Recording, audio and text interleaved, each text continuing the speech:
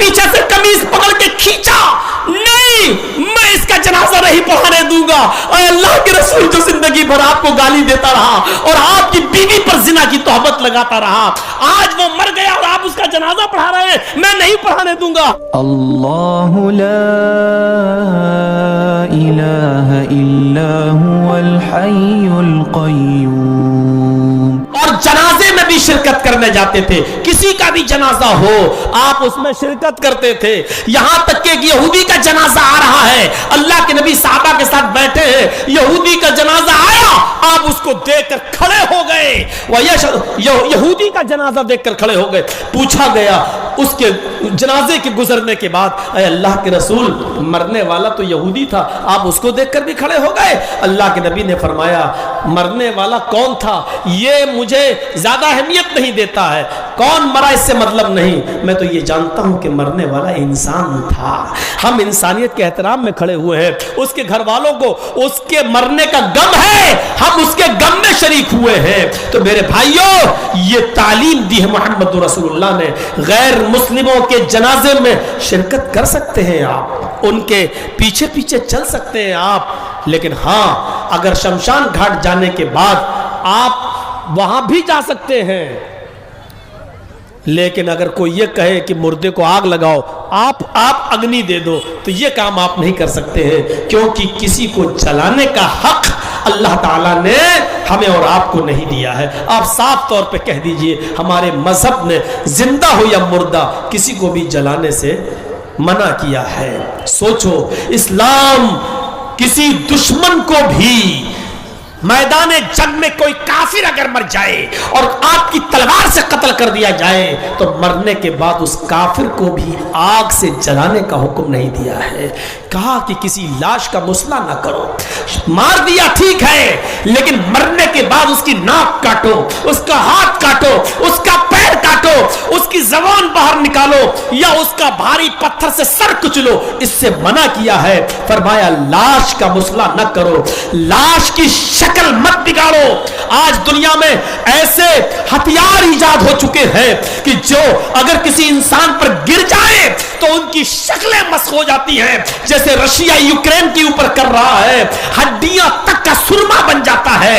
इस्लाम की नजर में ऐसे हथियार और ऐसे हथियार को इस्तेमाल करके मारना यह सब जुर्म है, जुर्म अजीम है मेरे भाइयों। लेकिन सुकून नहीं है, आज ऐसे हथियार इस्तेमाल हो चुके हैं, ऐसे हथियारों का ईजाद अमल में आ चुका है कि मेरे भाइयों कि मिनटों में नहीं सेकंडों में मेरे भाइयों किसी की हड्डियों तक को पीस कर रख दो, उसकी शक्ल तक बिगाड़ दो। इस्लाम ने शक्ल बिगाड़ने से भी मना किया है कि आप नहीं बिगाड़ सकते हैं। तो आप सबके जनाजे में भी शिरकत करते थे, बल्कि आपने दुश्मन अब्दुल्ला इब्ने उबई के जनाजे तक में शिरकत करने लगे। वो दुश्मन जिसने मोहम्मद रसूलुल्लाह को गाली दी, नबी की बीवी को पर जिना की तोहमत लगाई और कहा कि आयशा फला फला आदमी के साथ गलत ताल्लुकात उनसे कायम हुए। हजरत आयशा की बरात में पाक दामनी में अल्लाह ने सूरह नूर के अंदर 18 आयतों को नाजिल फरमाया।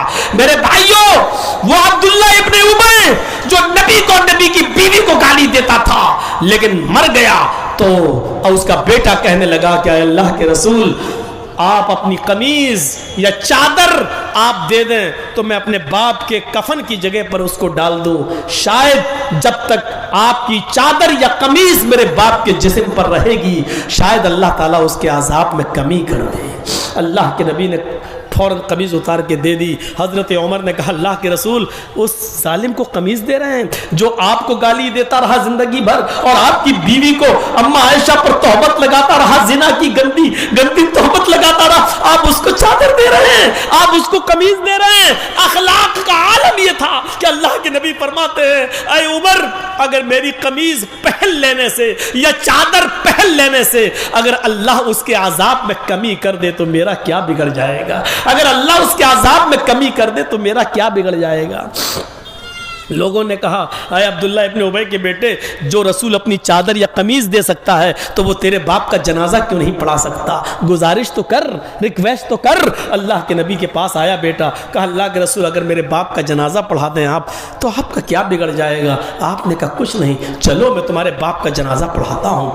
आप اللہ کے نبی جیسے ہی کھڑے ہوئے عمر فاروق نے پیچھے سے قمیص پکڑ کے کھینچا، نہیں میں اس کا جنازہ نہیں پڑھانے دوں گا۔ اے اللہ کے رسول جو زندگی بھر آپ کو گالی دیتا رہا اور آپ کی بیوی پر زنا کی تہمت لگاتا رہا، آج وہ مر گیا اور آپ اس کا جنازہ پڑھا رہے ہیں، میں نہیں پڑھانے دوں گا۔ اللہ کے نبی نے کہا عمر میرے دامن کو پیچھے سے چھوڑ دو، اگر میرے جنازے کی نماز پڑھانے سے اگر اللہ اس کو بخش دیتا ہے یا اس کا عذاب کم کر دیتا ہے تو میرا کیا بگڑ جائے گا؟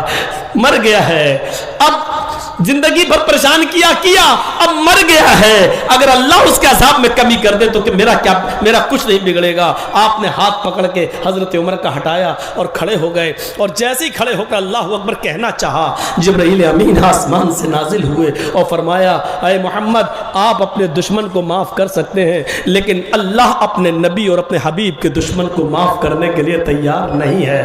اگر 70 مرتبہ بھی آپ اس کا جنازہ پڑھیں گے تو اللہ اس کو بخشے گا نہیں اور اس کو معاف نہیں کرے گا، آپ ہٹ جائیے۔ اللہ کے رسول پھر صحابہ کی طرف پلٹتے ہیں اور عبداللہ ابن ابی کے بیٹے سے کہتے ہیں اے عبداللہ کے بیٹے میں تو تیرے باپ کا جنازہ پڑھانے کے لیے تیار تھا، آ بھی گیا تھا، اس کے سامنے بھی کھڑا ہو گیا، لیکن جبرائیل امین نے آ کر مجھے روک دیا اور فرمایا 70 مرتبہ بھی اس کا جنازہ پڑھو گے، اس کے لیے دعا کرو گے، تب بھی اللہ اس کو معاف نہیں کرے گا، اس لیے میں ہٹ گیا۔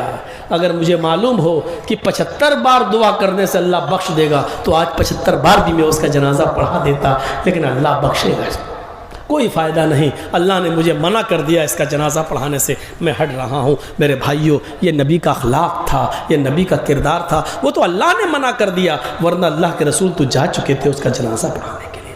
وَيَشْهَدُ الْجَنَازَةَ وَيَرْكَبُ الْحِمَارَ۔ اخلاق کا عالم یہ تھا، آج سائیکل چلانے والے کو اگر بائک مل جائے تو بائک استعمال کرنے کے بعد وہ جلدی سائیکل نہیں چلائے گا، اچھی گاڑی چلانے کے بعد اب سائیکل چلاؤں، اور بائک چلانے والے کو اگر 4 ویلر مل جائے تو 4 ویلر چلانے والا جلدی بائک نہیں چلائے گا۔ 4 ویلر پہ چلنے والا ہوں میں، اب میں بائک چلا کر جاؤں گا یہاں سے وہاں؟ نہیں، اب میں بائک نہیں چلاؤں گا، میں تو 4 ویلر استعمال کرتا ہوں۔ لیکن نبی کے اخلاق کا یہ عالم تھا کہ نبی کو وہ سواری ملی جس پر آج تک نہ جرجیس بیٹھ سکا، نہ یوگی بیٹھ سکا، نہ مودی بیٹھ سکا، نہ جو بائیڈن بیٹھ سکا، امریکہ کا راشٹرپتی، نہ رشیا کا راشٹرپتی پوتن بیٹھ سکا۔ زیادہ سے زیادہ جس جہاز پر بیٹھے، جس فلائٹ پر اڑے، اس کی رفتار 1000-2000 کلومیٹر 1 گھنٹے میں، اس سے زیادہ کی سپیڈ نہیں۔ لیکن محمد رسول اللہ تو اس سواری پر بیٹھے جس کو براق کہا جاتا ہے، جہاں تک نظر جاتی ہے وہاں تک اس کا پہلا قدم ہوتا ہے، اور اس براق پر بیٹھ کر اللہ کے رسول نے 7 آسمان کا سفر کیا ہے، سدرۃ المنتہا تک پہنچے، اور پردے کی اوٹ سے، پردے کی آڑ سے اللہ کے رسول اللہ سے ملاقات بھی کر کے آئے۔ اللہ کو دیکھا نہیں، جو یہ کہتا ہے کہ اللہ کے رسول نے اللہ کو دیکھا وہ جھوٹا ہے، اللہ کے نبی نے اللہ کو دیکھا نہیں۔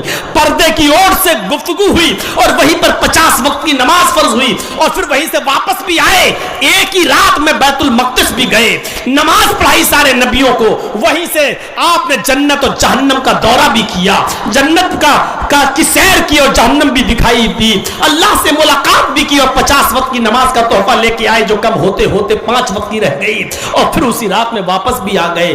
ایسی سواری پر بیٹھے ہیں، لیکن اتنی عظیم سواری پر بیٹھنے کے بعد بھی آپ کی کہ اخلاق کا عالم یہ تھا کہ وَيَرْكَبُ الْحِمَارَ، گدھے پر بھی بیٹھ جایا کرتے تھے، اور گدھے پر بیٹھ کر ادھر سے ادھر بھی چلے جاتے تھے۔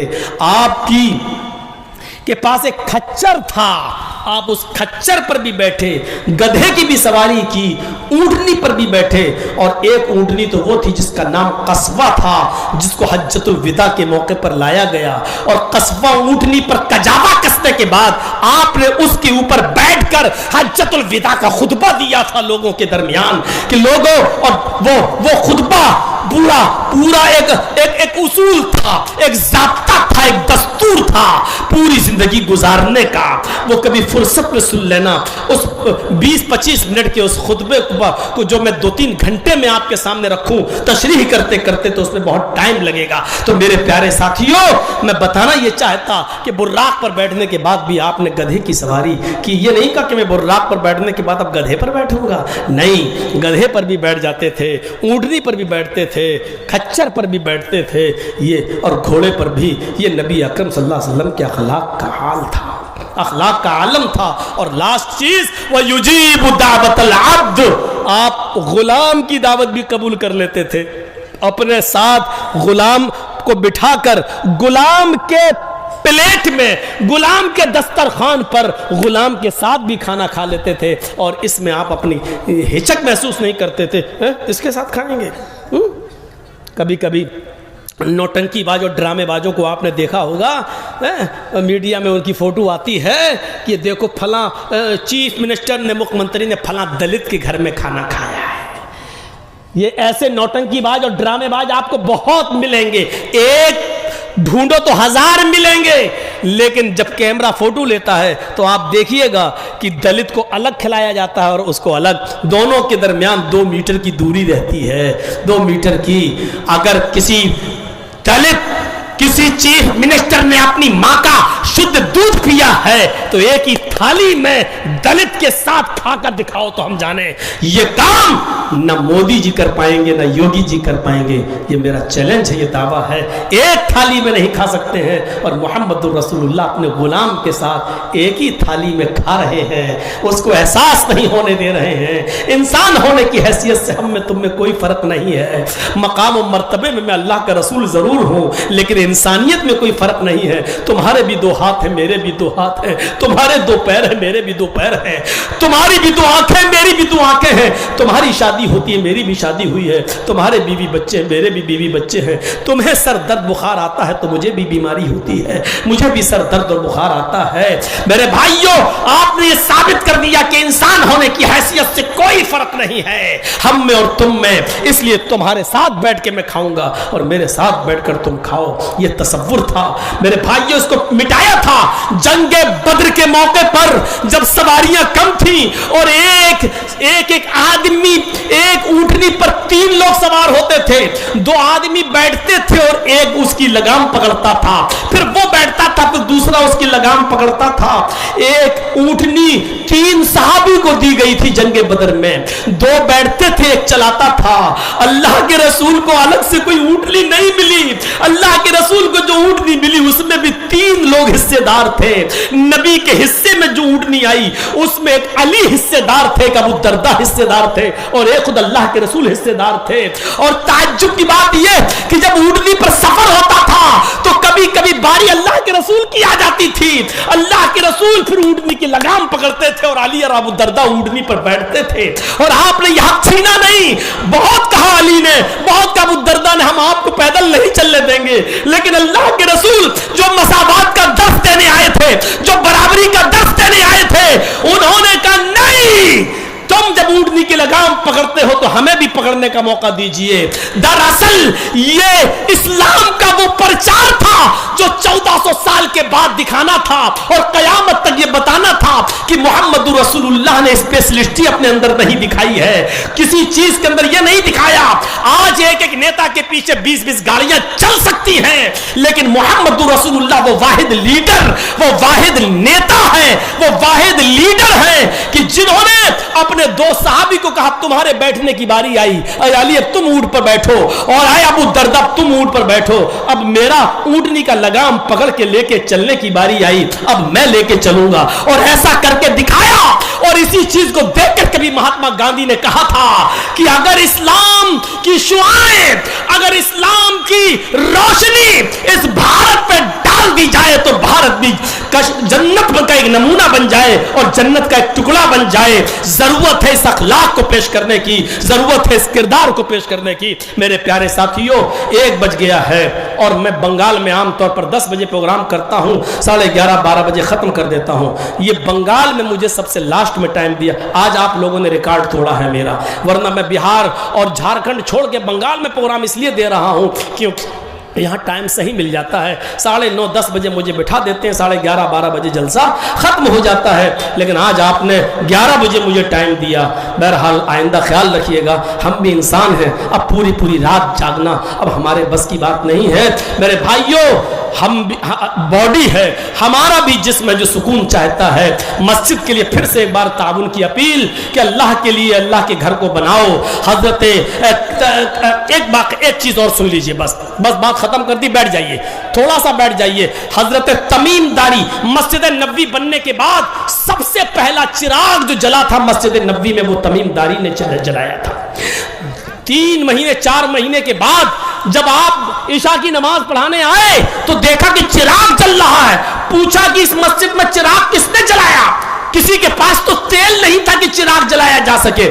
آج چراغ جل رہا ہے. جواب دیا تمیم داری چراغ لائے تو اللہ کے رسول نے مسکراتے ہوئے کہا, اے تمیم, تم نے مسجد میں چراغ نہیں جلایا, قد نورت الاسلام, آج تم نے اسلام کو روشن کر دیا. صرف مسجد تم نے نہیں چمکائی, پورا اسلام چمکا دیا. صرف مسجد تم نے روشن نہیں کی, پورا اسلام روشن کر دیا. یعنی مسجد کے اندر اگر کوئی کام کیا جائے تو مسجد کی مدد نہیں, پورے اسلام کی مدد ہو رہی ہے. مسجد میں روشنی ہو رہی ہے تو پورا اسلام چمک رہا ہے. اگر آپ مسجد کو مضبوط کر رہے ہیں اور بنا رہے ہیں تو آپ اسلام بنا رہے ہیں اور اسلام کو مضبوط کر رہے ہیں. یہ سوچ کر آپ مسجد کا تعاون کرتے جائیں. ہم تو اسٹیج سے اتر کے نکل جائیں گے, لیکن آپ لوگ مزید دے دیں, جو دے چکے ہیں وہ بھی دے دیں. یہ سوچ کر دیں کہ ہم اسلام کی مدد کر رہے ہیں اور جنت میں اللہ ہمارے لیے گھر بنائے گا. اللہ سے دعا کرتا ہوں کہ بارے اللہ ہماری خطاؤں کو معاف فرما دے, ہمارے گناہوں کو بخش دے, ہم جمیع مسلمانوں پر رحم فرما, ہم تمام مسلمانوں کو اتفاق و اتحاد کے پلیٹ فارم پر قائم فرما دے. جب تک ہمیں زندہ رکھ, اسلام پہ زندہ رکھنا, اور جب ہمارا خاتمہ ہو تو ایمان پر ہمارا خاتمہ فرمانا. وما علینا الا البلاغ المبین وآخر دعوانا الحمد للہ رب العالمین. السلام علیکم ورحمۃ اللہ وبرکاتہ.